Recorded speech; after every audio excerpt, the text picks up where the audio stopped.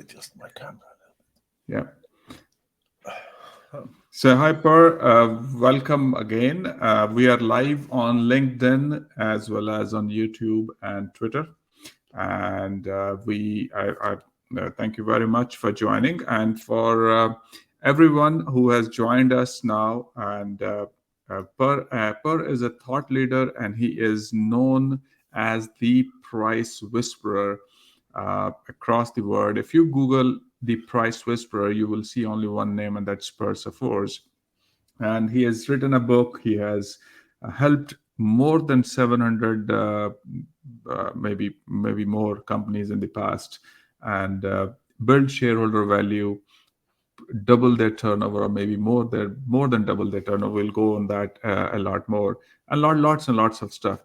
So I want to today's topic. You and I have been doing a series of podcast at the Mm-hmm. end of this year because we wanted to prepare the CEOs, entrepreneurs for the next year or beyond. We have recession coming in. We have so much talk about headwinds and for every industry and for supply chain issues. And now I was looking at COVID hitting us again or something, Mm-hmm. and China.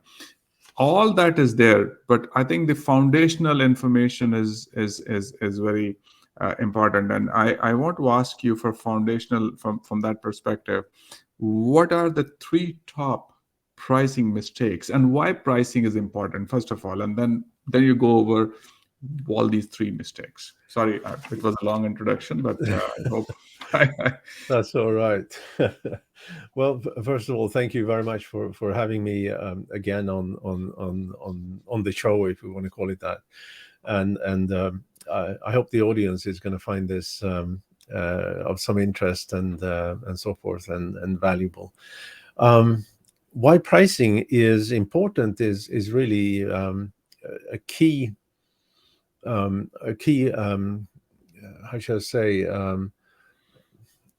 something that is um, very misunderstood. Most companies don't understand pricing, and they don't understand pricing in the context of, of of their entire business operation. And just to give you a just to give you um, some example here, right? Um, any company, they have salespeople, they have marketing people, they have infrastructure to do more marketing, to do more sales. They're spending on advertising, they're spending on influencers. They're spending a lot of money on increasing sales, right? Likewise, they they have oodles of people trying to control their costs. They have purchasing departments. They have software to help control the cost, and spending a lot from corporate resource to keep their costs at bay. Right. The average company spends 6 hours on pricing. wow. And that is not per year, that's over the lifetime of the company. Okay. you know Now, that's one little thing. The other thing that is very important to realize, and I've talked about this in the past, the what I call the 1% challenge. And the what that means is that um, if we do a thought experiment, and we need to realize that every company has a profit that results from only three variables, and those three variables are the total cost of the operation, the total sales volume of whatever you sell, and the price of whatever you sell. And among those three, again, I'm thinking about a thought experiment here. If you could change each of them 1%, how will that affect profits? Well, it does so if you can increase your sales volume with 1%, profit goes up on the average 3.5% for an average company. If you can reduce your cost by 1%, profit goes up for the average company with about 5.5%. But if you can increase your price or decrease the amount of discounting you do with 1%, profitability goes up on the average 11.3%. Now, this is really, really important because it is the profit that drives every company. If you're not profitable, you are being supported by investors, and maybe if you're sort of an owner operator, it's your own bank account that supports the company, and eventually that bank account is going to run dry, whether it's your personal bank account or whether it's the investor's bank account, and you have to become profitable. Um, and and profits are so good. I actually had a call with a company this morning. Very interesting. They're coming out with um, a new electric car, and specifically designed for inner cities. Dutch company, and this guy was all about profits. He said, "We are pricing ourselves for profits so that we can spend more money on marketing, we can spend more money on product development, we can spend more money on market development, we can spend more money on hiring the best people, right?" So he is absolutely on the right track. Yeah. Having said that, I also just got off the Zoom call with another client, not a client, but another company. And I asked him, the CEO, founder, CEO of the company, about their pricing strategy, and he said, "Well, we looked at our costs and what competition charge, and we charge the same." You Yeah. know. So this is one of the mistakes you think people do, that Oh, cost less? absolutely. It instead of understanding what people are actually willing to pay for the product, they just look at competition. Yeah. And not only that, he also continued to say um, our product is equal to the competition. There's no real difference, you know. Mhm. And he said we may be a little higher in quality, but that's not apparent from until you actually use the product, you know. Yeah. So he has a situation where he definitely leave money on the table. Yeah. He his products are truly valuable to the clients who needs them. There's no doubt about that. Yeah. But he doesn't differentiate himself in ways that gives him pricing power. Yeah. Um, and um, so he's doing. I mean, many of these pricing mistakes, that not understanding what people are willing to pay, not understanding how he can differentiate his product offering, not understanding how he could target a different set of customers who may be willing to pay higher prices. So just looking at cost and competition, then that's it, you know. Yeah. So that's one big mistake. Another big mistake is using only cost, not even competition, only cost, and say, in my industry, the rule of thumb is to add 35% on top of our cost, for example, because different industries have um, different sort of rules of thumb for what you could charge if on top of your cost. And problem with that is that the cost of a product or a service have nothing to do with the value it delivers to clients, right? Yeah, if you have that mindset, if the CEO, the company founder has that mindset, he is, I think, fast track to the commoditization of the product and the service, and then they get into the spiral. I think people should also watch you talk about how to decommoditize. It must be on my LinkedIn profile, Mm. or ask for me. I can send you, ask me that. I can send you the recording for that.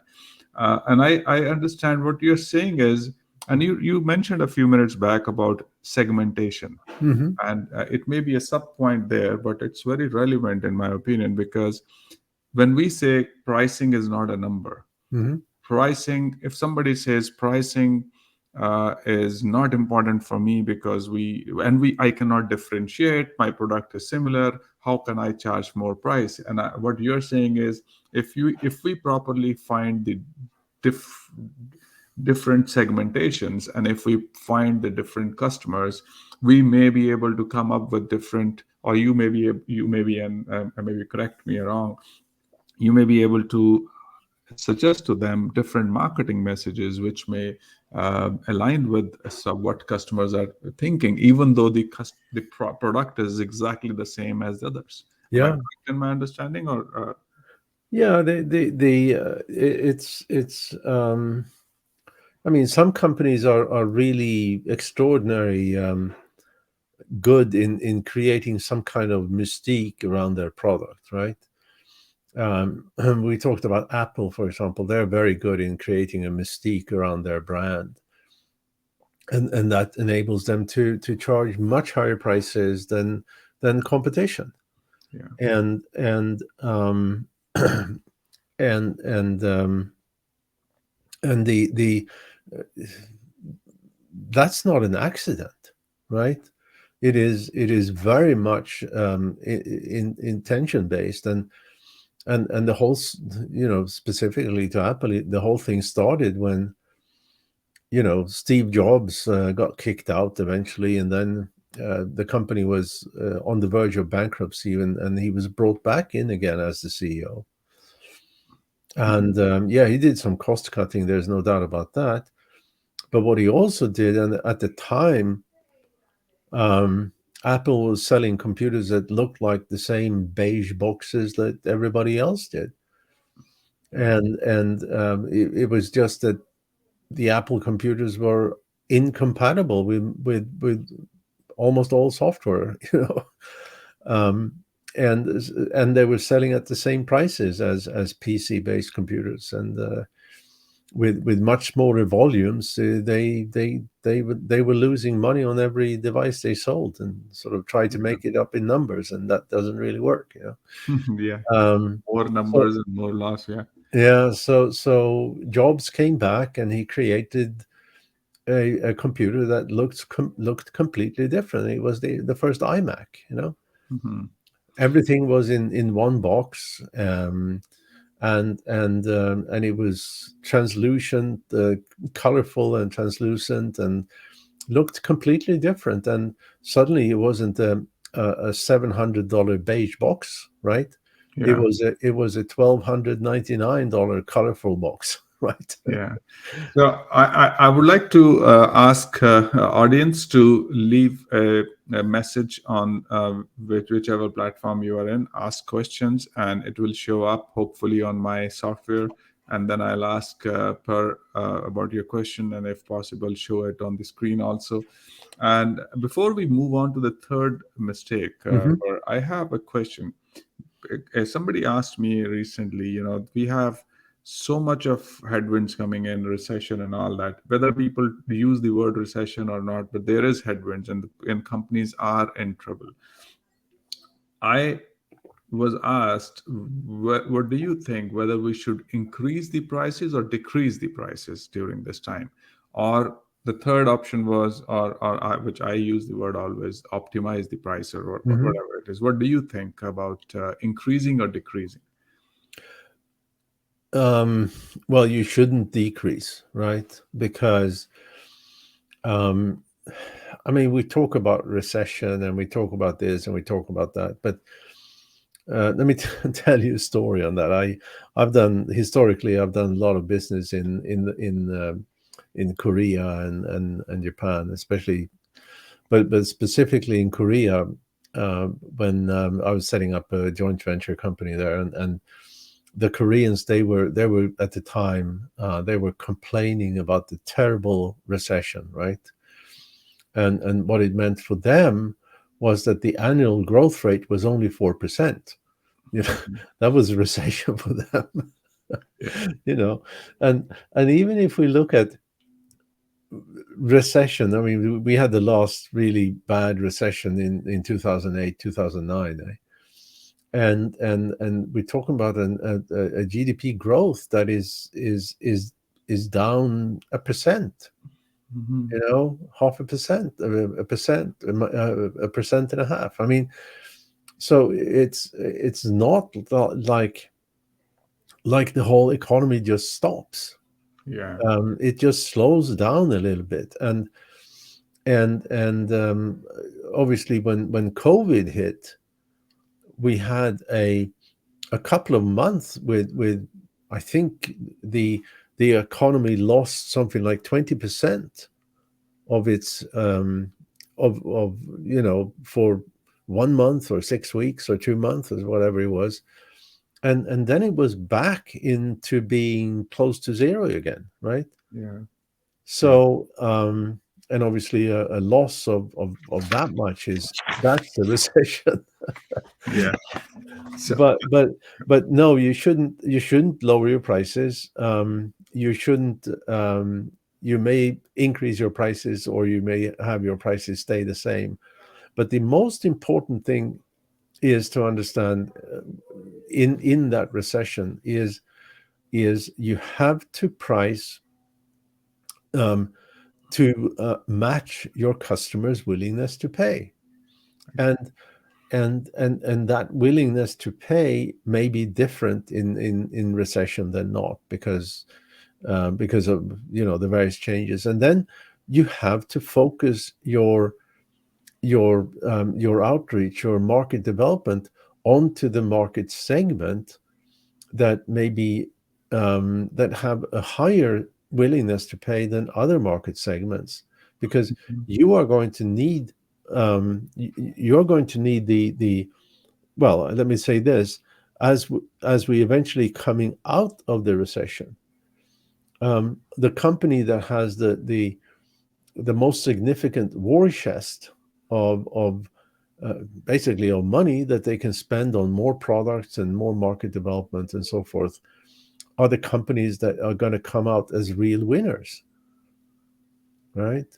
Whereas those who cut their costs, cut their prices, and trying to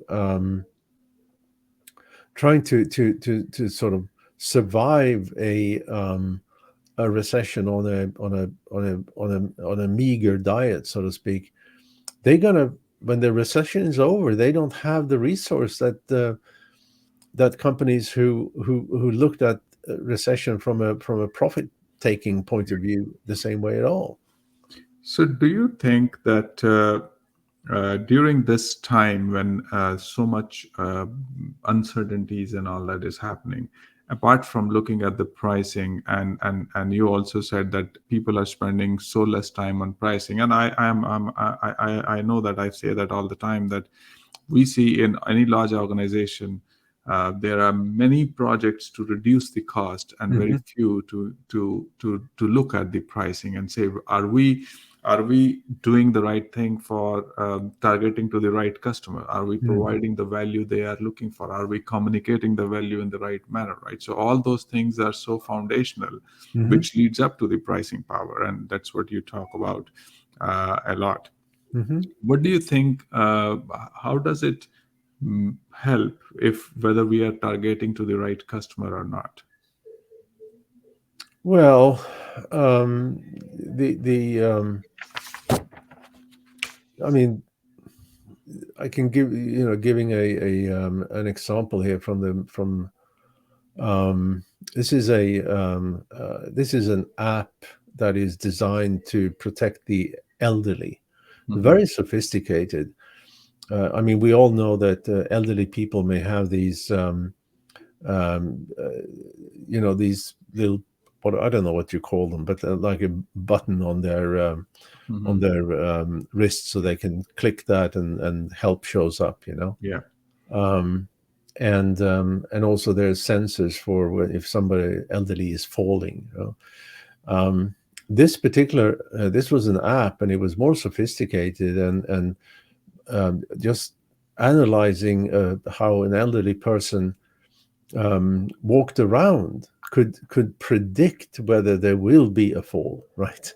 So you can intervene before it actually happens, right? Hmm. And this company were spending a lot of money, trying to sell this quite unsuccessfully to the elderly, right? Mhm.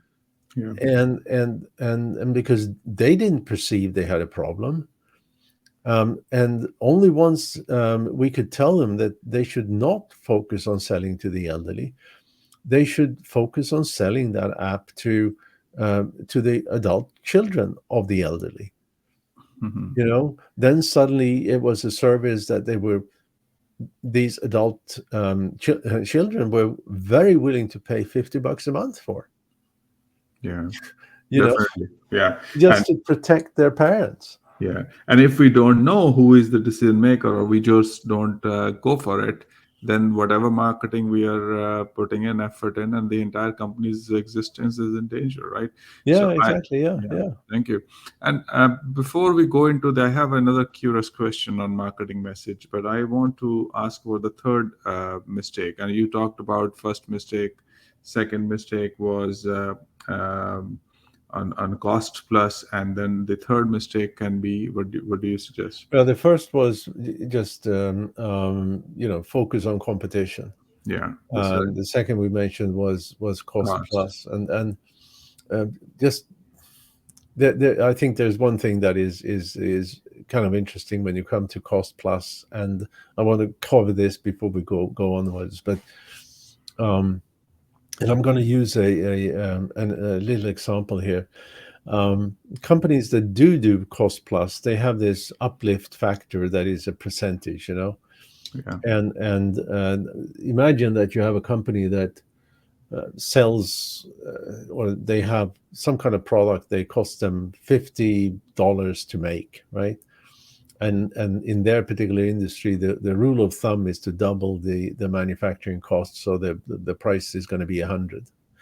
um, I mean, again, this has nothing to do with what people are willing to pay for this product, but the the issue is, let's then assume that in this case the company had a cost of $50, they doubled the cost, and they had a margin of $50 as well, right? But imagine that they, for some reason, managed to reduce the manufacturing cost to $40, right? They still do the same percentage uplift, so the price now is going to be $80. Yeah. Now, in the first case, the dollar margin was 50. After the reduction of cost, the dollar margin is 40. So Hmm. they just lost 20% of their revenues for this particular product Yeah. by reducing the cost, right? Hmm. And Yeah. and again, from a percentage point of view, it's the same, but not in actual dollars. And this is crazy, Yeah. But the last mistake is, of course, not to have any data at all, more than your gut feel or your guesses, or the sometimes it's called market price, and these are all guesses. And in fact, I had a conversation on LinkedIn with somebody um, yesterday, where this somebody said that it's got to be market price, and I answered, and how do you find out? Oh, there's ways to find out. No, there's no way to find out. Yeah. I mean, even if you have even if you have competition, you to that has their prices published, you as one of the competitors, you don't know what specials your other competitors do. You don't know what kickbacks they may do. You don't know what bundles they may do. You don't know how they discount. So believing that you can know the market price is, unless you're selling grain, oil, pork bellies, where prices are published, there's no way you can know. Yeah.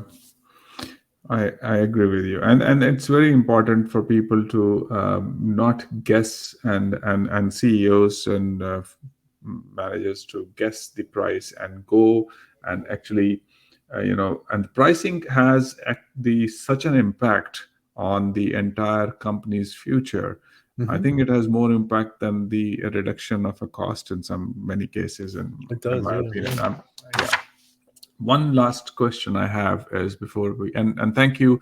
There's a message from Nevjat Mhm. Evik, and he's saying thanks for the excellent webinar. Thank you, Nevjat, and he's thanking you for the information. Oh, And thank thank you you. very much for sharing. And if you guys have any question, please reach out to Per.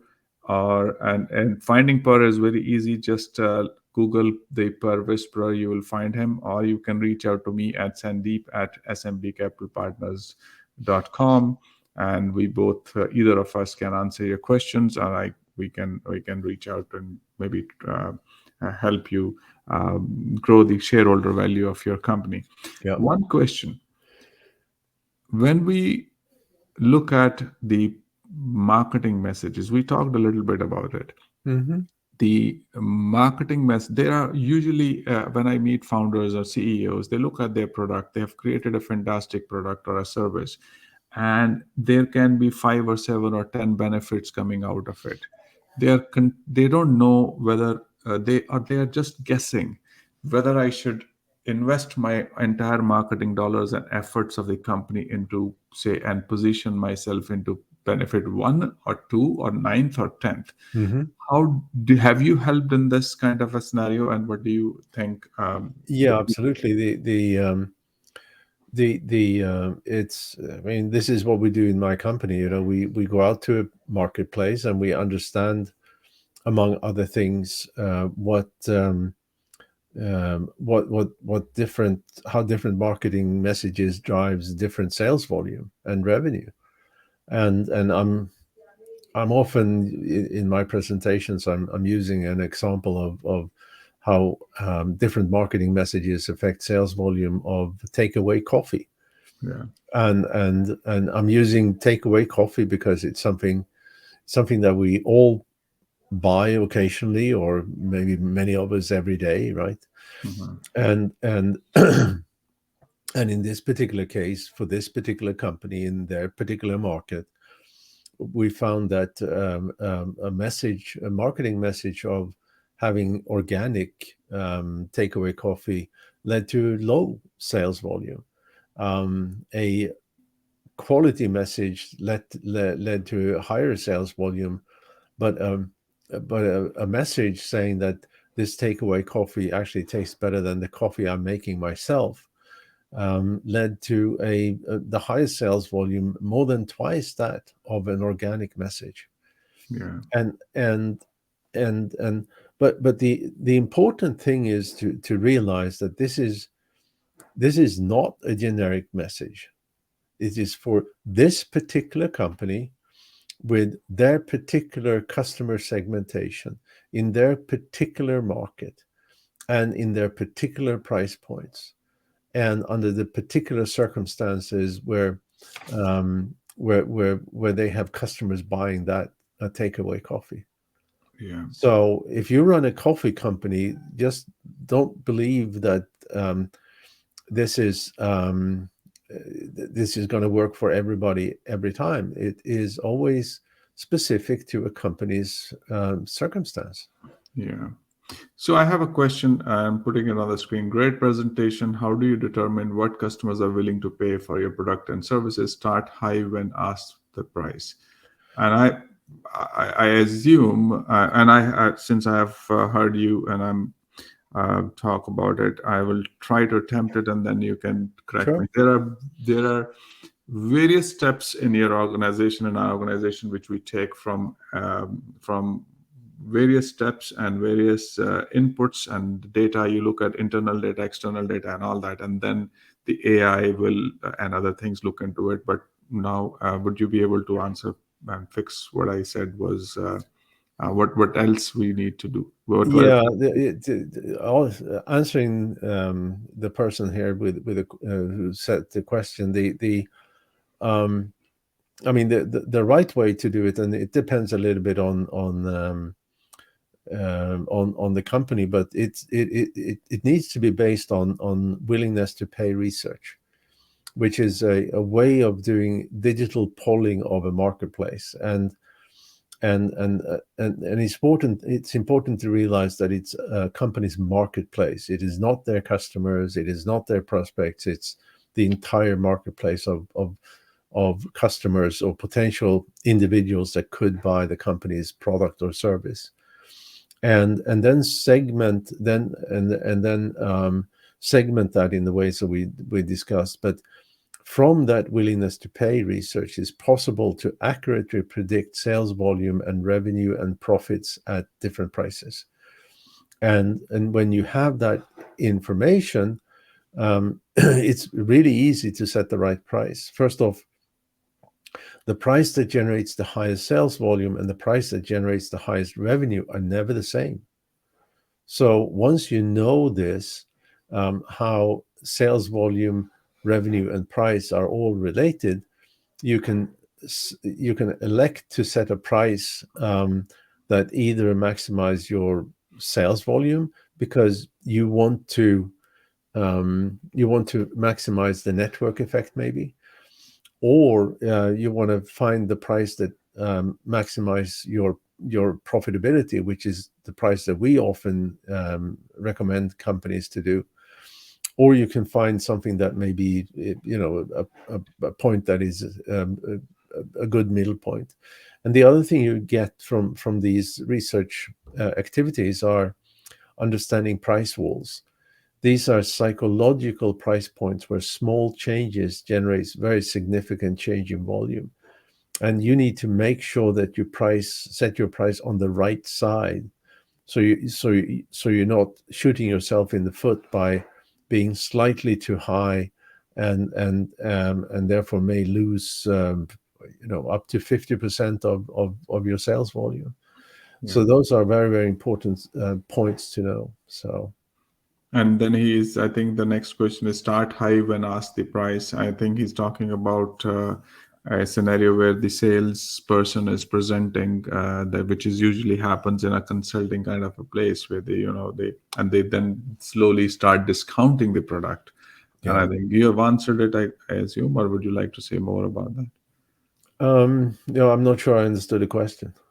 It says that if you ask me the price of my product, I will give you a price which is maybe 5 times more than what I will actually charge, or 2 times more, and then give you some discounts and negotiate and all that. I don't think we propose anything like that here, right? No, and again, you can always start high and go down in price, because it's always easier to reduce price than it is to increase to increase price. But also increasing prices works, and there's a methodology for that I've written a guide called the 7 easy steps to increase prices and successfully increase prices, with a subtitle of and keep your customers happy. So it's possible to do, but it's more involved than just doing it, yeah. Than reducing prices, Yeah. So I think the LinkedIn user and all that. So what they can do is maybe go into your book and maybe buy that book and get some idea, and then once they have a more idea, and they can ask more questions to you, and if they are the company, they can even hire your organization. So would you like to talk about your product? Yeah, not your product, your book first. Yeah, the book. I'm just the LinkedIn user here. The question is based on B2B sales, and the methodology that I mentioned of doing willingness to pay research works equally well in B2B as it does in B2C, and in fact in my practice, we are doing maybe 60% of our business is B2B, and the rest is for companies who are selling direct to consumers. And in fact, this may be of interest, that the very first understandings of how price and value was related was actually done in research by a guy called Torsten Veblen in the early 1900s, and and that was B2B sales of office supplies at the time, right?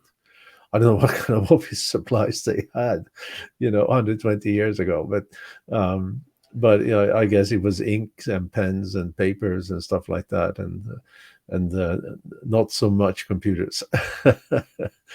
But it is it always works the same.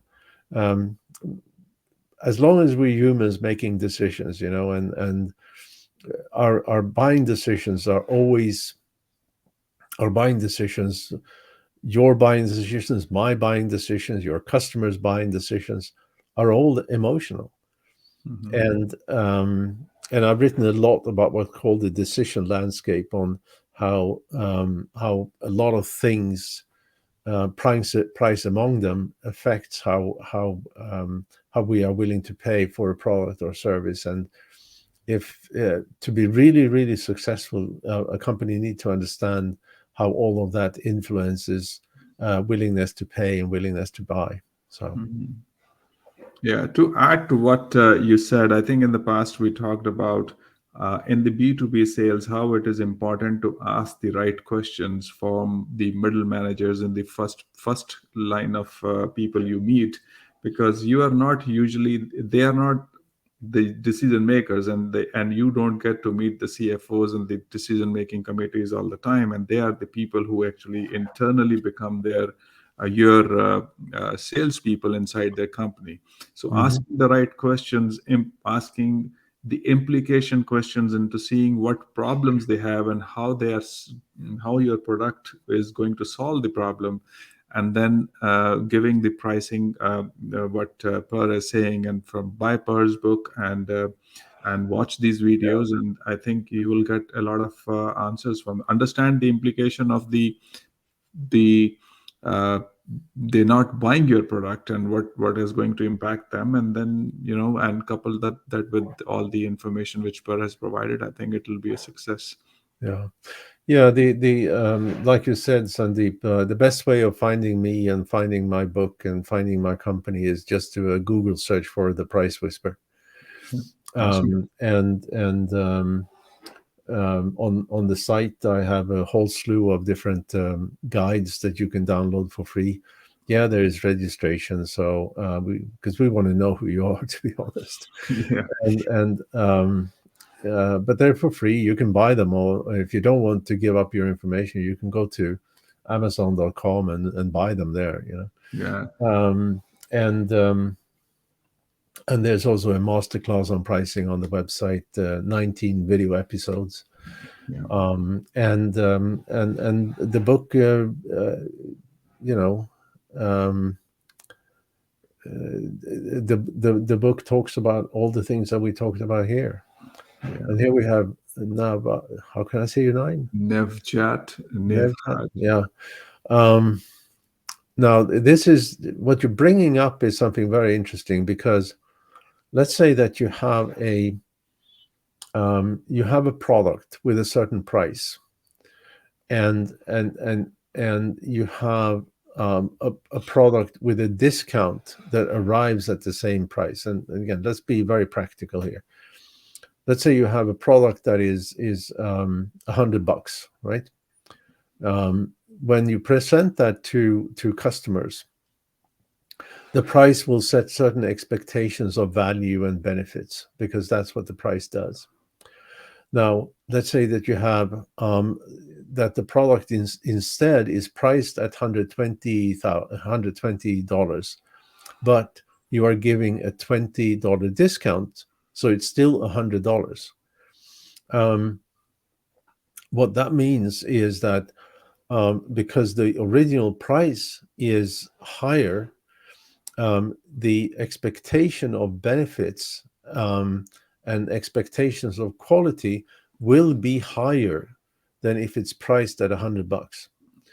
And because then you get a discount, um, the buyer will see this as a more of a bargain. You have a higher perception of value and a lower price thanks to the discount. and because of that, sales volume is going to increase. Even though, so a discounted price at $100 would lead to higher sales volume than just the price at $100. Yeah. Now, but it's also very important to realize that in most cases, discounting more than 20% is not going to give you higher sales volume.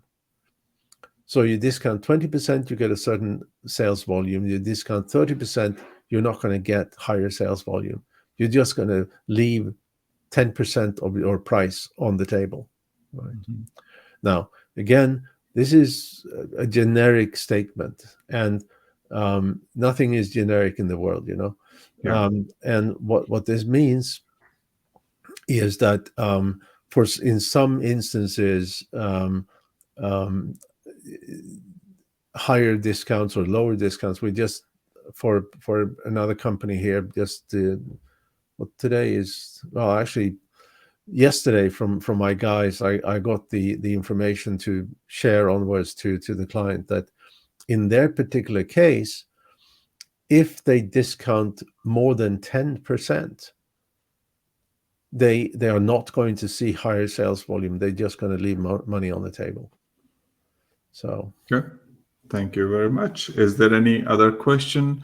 We are okay. Thank you very much. all And right. any other question? So I think let's we are trying to meet a couple of more times this month so that we exchange. This is the right time to build the foundation for the next year. And if you have any questions, reach out to me at sandeep@smbcapitalpartners.com or reach out to Per and we will answer your question. Thank you very much, Per, for your Thank you. input, your suggestions, your expertise. And thank you, Navjat and LinkedIn user. I don't know your name, but thank you for asking questions. Thank you very much. Thank you. All right. Bye. Bye-bye.